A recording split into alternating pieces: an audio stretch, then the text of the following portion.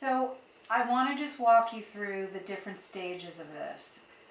We're going to first start with putting the thread through the button shank, an overhand knot. Then we're going to do our flat macrame knots around our garnets. And then we're going to bring it up. We're going to bring it up to the center of the necklace, depending on where you want it to be, and we're going to stop. We're going to begin our second side with our loop. We're going to make our loop first, and then we're going to, like the first side, we're going to flat knot until we get to the center here. And then we're going to bring all of our cords together. So we have 4 cords on this side, 4 on this side, and we're going to flat knot the 8 cords together for about 5 knots, 4 or 5 knots, depending on how much you want. Then we're going to separate them all, and then each one is going to create a knot and a cascading float as long as you want it. You could go as really 10 inches long if you want. I just kept this short. The total length from the button to the center of the necklace is about 17 inches, and then this is about 2 1/4 inches. So let's begin with right up here at the button and starting with our thread. Okay, so we're going to first go through our materials. I used on this necklace, Heartfelt Desire, I used the micro c-lon. You could also use the tough #1. What I like about the micro c-lon is that it comes in a really large range of colors. But this, the tough #1 also has 12 colors, 12 or 13. I used a flexible eye needle. You need a couple of those. Use at least 1, maybe 2, probably flexible eye needles. And these, the eye folds down as you put on your beads, so it fits various size threads. We're going to use some beeswax. We're going to also use a thread burner, which are very handy. We're going to use knotting tweezers, or as I call them, unknotting tweezers. Thread snips. We're going to need a button. I like this button a lot. We're going to use the Hypo Tube cement. Let me get some of this out of the way so you can see. That looks like this. Has a very fine point, and the glue is great. And then we're going to use, of course, some garnets or microfaceted gem rondelles of some sort. The reason I like these is because the holes are machine drilled, and so they're consistent. And that's very important when you're working with thread, is that the holes of your gems are consistent. And we're going to need also 2 of these clips, binder clips, a couple of pieces of ultra suede so that we can clip this right to the side. So I've put the button on just an extra piece of leather and knotted it, and then now I'm taking that and I'm going to clip it to the side so that's secure, and I'll need that same gizmo on the other side of the tray. You need some kind of a tray with sides. I love these boards and holders. These work great. And you could also use, this is a new fun gizmo, which you can use. This is a thread cutter, and I love these. You can take them on the airplane, so you could use this instead of the snips, and it just like that, and you get a nice clean cut. You can turn that into a necklace, just put it on a little cord.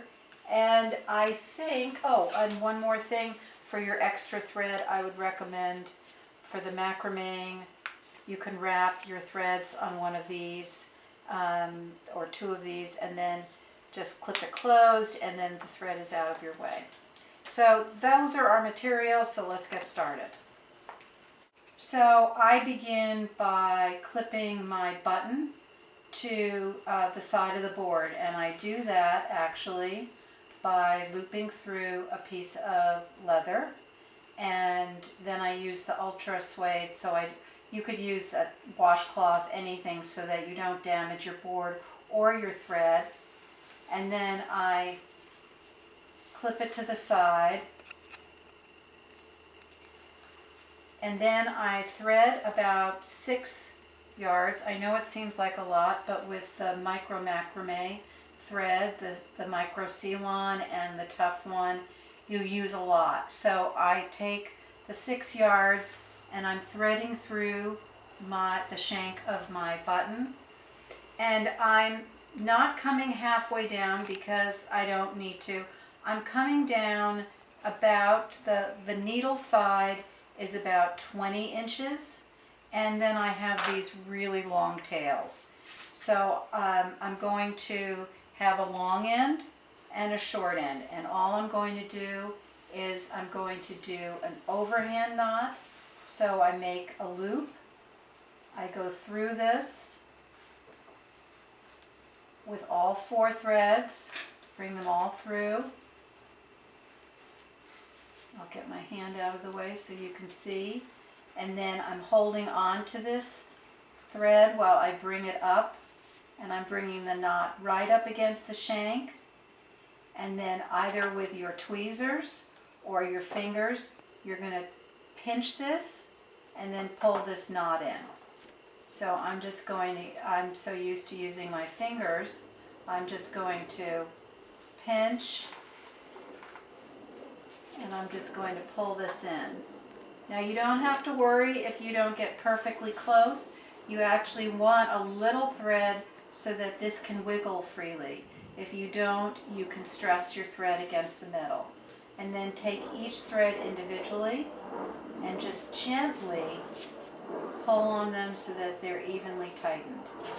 Now what we're going to do is we're going to take the needle end and we're going to thread on our garnets. So I just want to show you before we start macrameing that I secured the needle end here, and I have now these 2 loose ends that I'm going to macrame with. But you can see that I've opened up the thread between the needle and the thread, looped through some leather, and then clip this to the end. So now we're going to turn the board back, and we're going to do a few flat knots to clear the button before we put on our first garnet. And the reason we do that is so that we don't have a garnet hitting against a bead. So the way I do it, everyone has their own way. I start with my right side because I'm right-handed. I make a loop, and then I take my left cord, these are the loose cords, and I go under and through.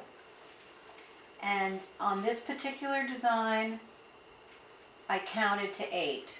So that was 1. Now I'm doing the left side, and I make on the left side, it looks like almost like a 4. See, there's the 4. I go over, I'm going over this, I'm going under the center and through. So that makes it 2,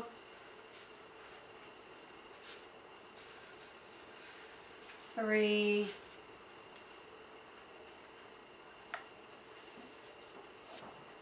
4,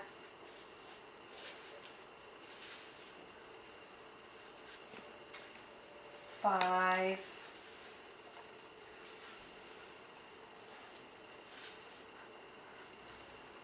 6, I hope you can all see,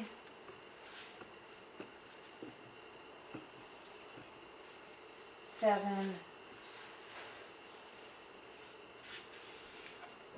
and then the last one is 8. I'm going to go underneath and through. So this is just practice, and you just bring it up. You don't you don't yank real hard. You just do it gently.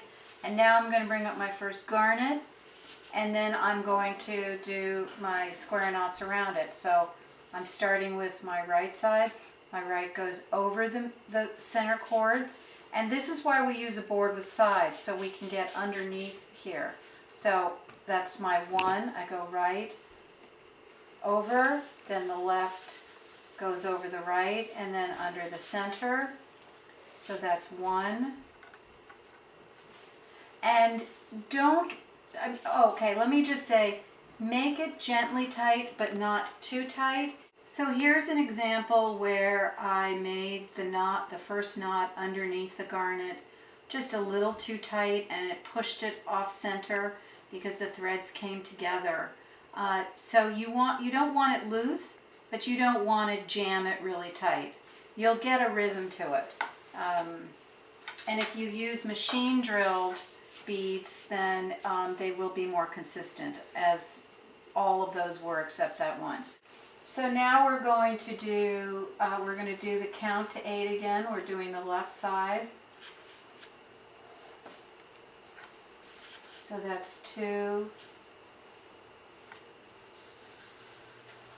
3,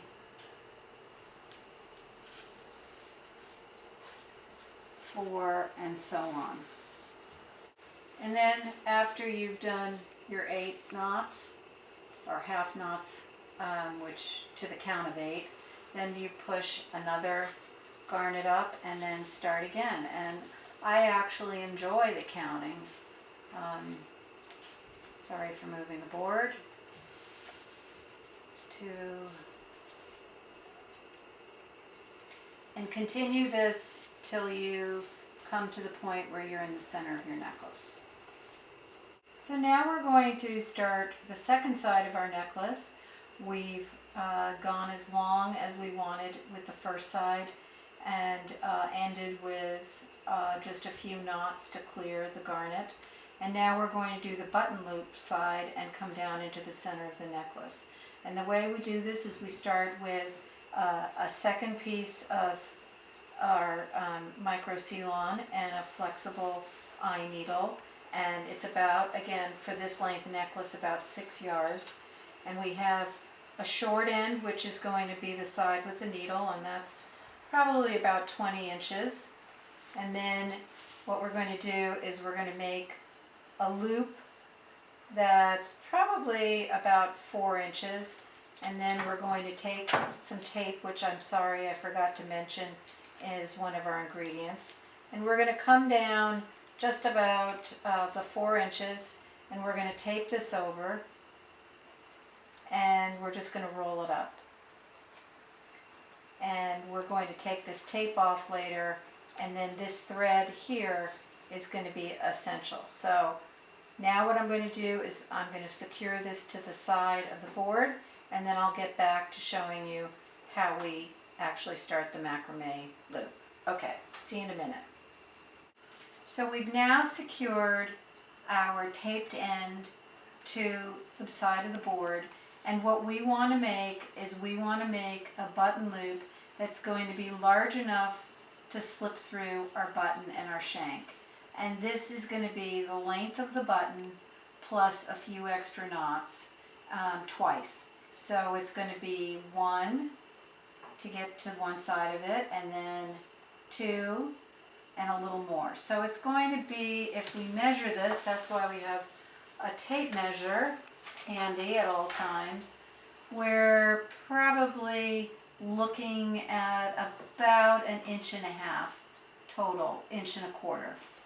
So if I measure what I actually did here, it's 3/4. It's about 1.5 inches that we're going to go.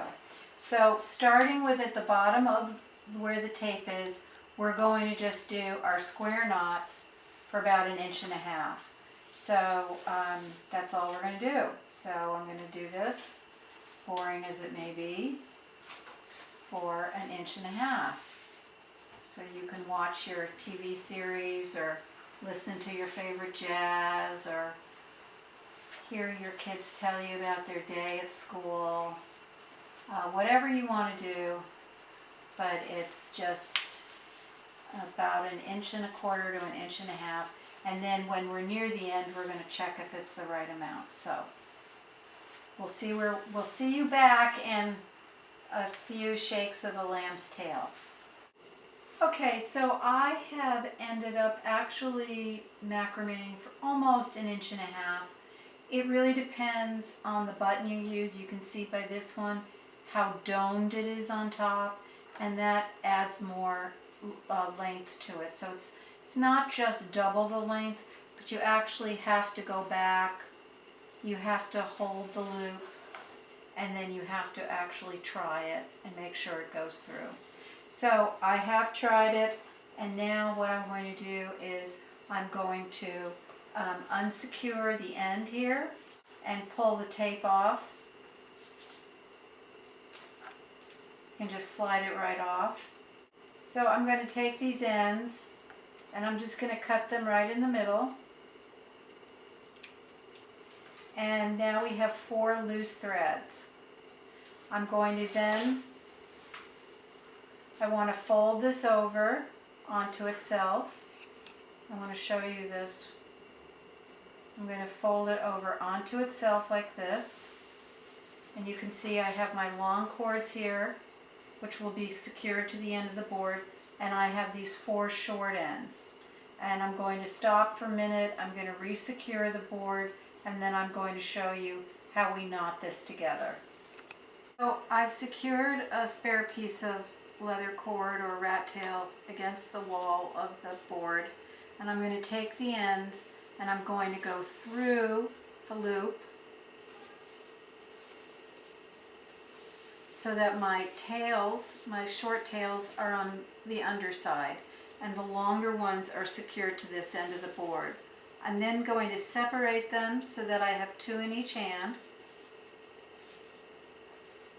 not 3 in one, and 2 in each hand. I'm going to bring it down to where the button loop starts on the other side, and I'm just going to do a right over left. I'm doing a square knot, right over left, right up against it, and then left over right.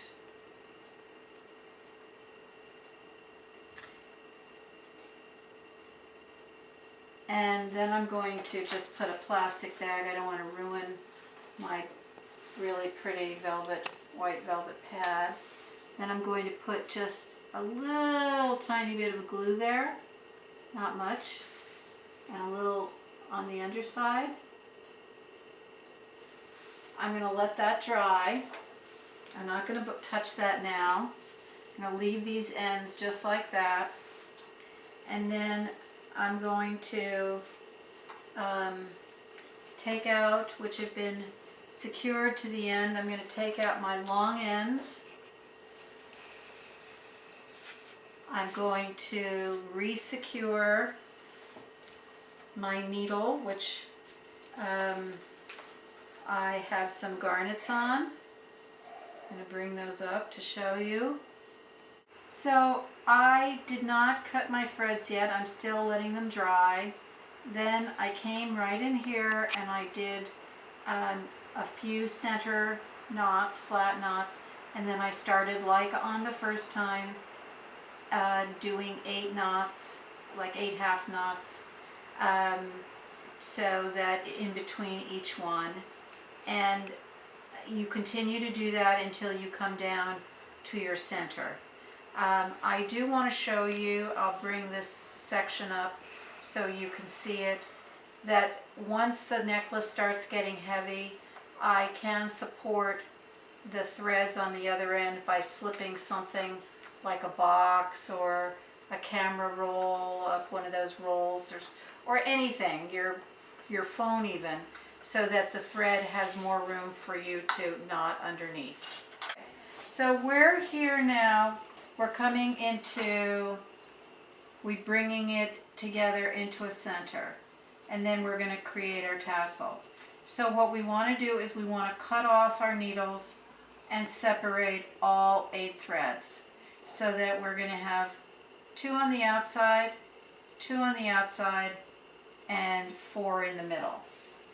So you're down now at the center, and you just go on each sides until they're pretty much across from each other visually, the garnets. And then you can take 2 on your left and 2 on your right, and then all we're going to do is our classic macrame square knot around our center cords. So we're going to go right over left, then left underneath. That cord's a little short, doesn't matter.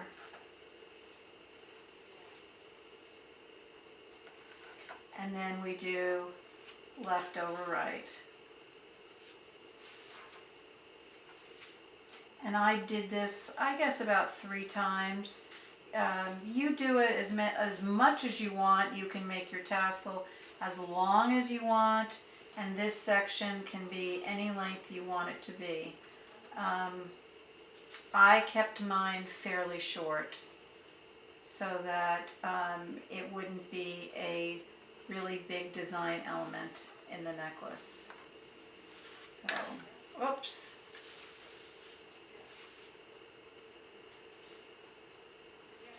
So I think I'll just do it one more time. Completely. No, it doesn't want to go one more time. I'm going to stop with that. And then what I want to do is put a little bit of glue right on this. Let's put this plastic bag underneath it so we protect our velvet board. Get the little gooey end off. Trust me, this is not Hollywood. And we're just going to put a little bit of glue on that, smush a little underneath, and then we're going to let that dry. And when you're done, this is what that little section looks like.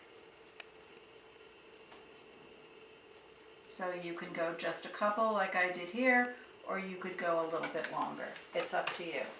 Just do at least 2 full knots.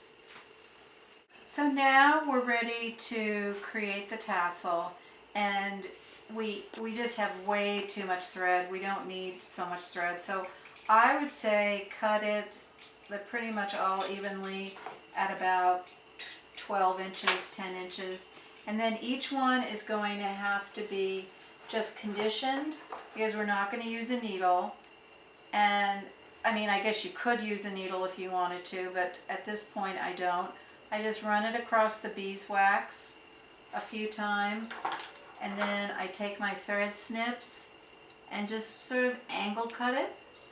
And then now what I want to do is I just want to string on a garnet at a time, and I'm just going to knot right underneath it. So I'm going to just bring all of these over to the side because I don't really need them. I don't want to think about them. And then I'm just going to take this, bring it up. Let's just pull these over here. And then I'm just going to make an overhand knot. I'm just making a circle, going through it, underneath it and through it. And then I'm going to take my tweezers, and I'm just going to pull that up to where I want it.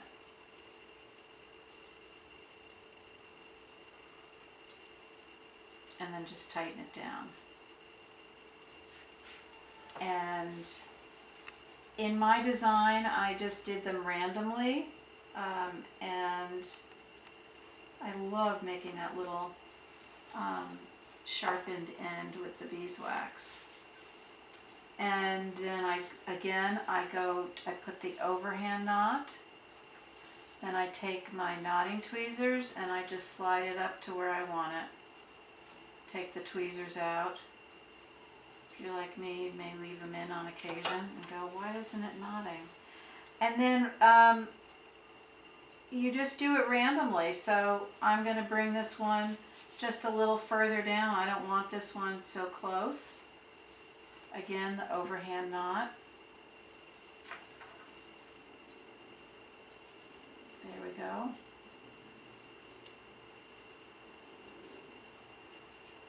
so that when it hangs, gravity will make them fall separated from each other. In this design, I also did some of them in, as you can see, I did them in pairs. And so I've done approximately 2.5 inches, and after the bottom one, I did again another overhand knot. And when I get to that point, I'll show you how I burn it off. So as I am building my tassel and doing each strand, the strands I don't need, I have just clothespinned over to the side. And as I do each one, the tweezers actually really do come in handy, because you can put the knot exactly where you want it. So you'll notice that you have to I've got this board angled a little bit so that gravity actually will show me where the beads fall, so that I know what's next to whatever. But again, I don't want you to worry about it being perfect, but just thoughtful and mindful. So I'm going to put an overhand knot in, and then this is where it just comes in really handy. Like I want this bead like right about there, so I'm just going to pull this up. Oh, that went too far. Right up to here. And then I'll just pull that down and tighten it. And there we go. And I'll continue doing this until I get to the bottom. And then at the bottom, in just a few knots, I'll show you how I do a double knot. So I'm going to show you the double knot in 1 second, but I'm going to just let you know that at the bottom of each one of these, I did do a double knot, like I said, and then I put a drop of glue on the knot. And I also want to add that I had originally said you could cut these tassels to about 10 inches, 15 inches. If you want a really long tassel, obviously you're going to have to leave your threads a lot longer than that so that you can go it much further. So now I'm going to, this is the bottom of my third one. I'm going to go through the same knot twice. It's a little hard to see, just kind of, it's a trust exercise. I've gone through it twice now. So once through, and then once again, and then I'm just going to slide that up where I want it, and then tighten it down, and that's how you do the last knot, because you don't want these little beads slipping off. And then you put a drop of glue right on the knot, you let that dry, and then what you're going to do is you're going to come back with your thread burner, which is your nifty thread burner. So your thread burner, this is where the heating turner on is, or whatever you want to call it. And this is actually the heating element. So what you do is you put your thread through the thread burner, then turn the heating element on, get it nice and hot, and then sear the thread. So I'm going to do that again. This is one of my fun things in life to do. I'm going to get it hot, and then I'm going to come in and it goes right off. So this is how you finish your necklace. You warm it up, and away you go. So you're going to continue doing this for all 8 of your strands. I used all garnets. You could mix something else in if you want. A good question is why use the thread burner if you've already got the glue? And what's really nice is that the thread burner gives you a seared, nice little end that is not going to ravel. I think in a case like this where you are coming to an end with just a knot on a tassel, I would use both the glue and the thread burner. I don't think one is enough. So continue doing this for all 8 of your threads in your tassel.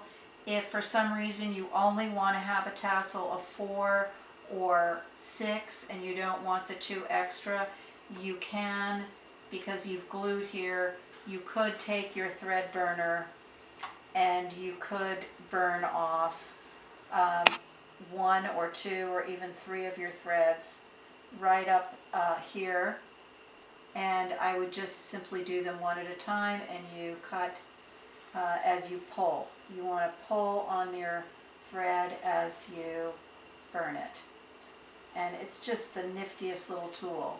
So by doing this, it's really not noticeable, but I have already glued it. I wouldn't recommend you do this unless you've glued already.